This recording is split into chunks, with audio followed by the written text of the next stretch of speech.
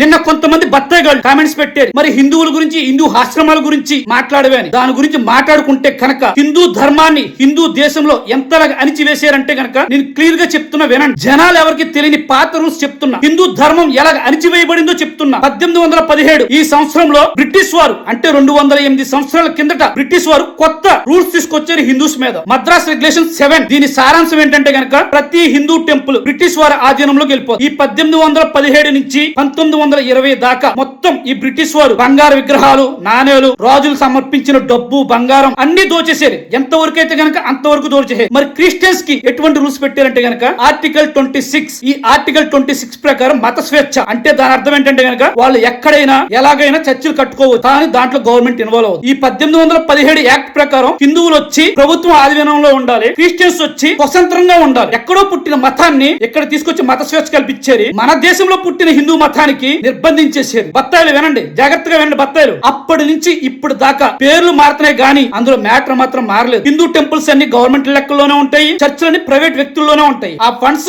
ఎంత మిస్యూజ్ చేస్తున్నారు అనేది నెక్స్ట్ వీడియో చేస్తున్నాం చూడండి. మన రాజకీయ నాయకులు ఇదే రూల్స్ ని ఫాలో అయ్యారు. ఇంతకన్నా దౌర్భాగ్యం ఏమైనా ఉందా? 1817 రూల్స్ ఈ రోజు కూడా మనం కంటిన్యూ చేస్తున్నామంటే కనుక ఇంతకన్నా దౌర్భాగ్యం ఏమైనా ఉందా హిందువులకి? ఒక్కసారి ఆలోచించండి.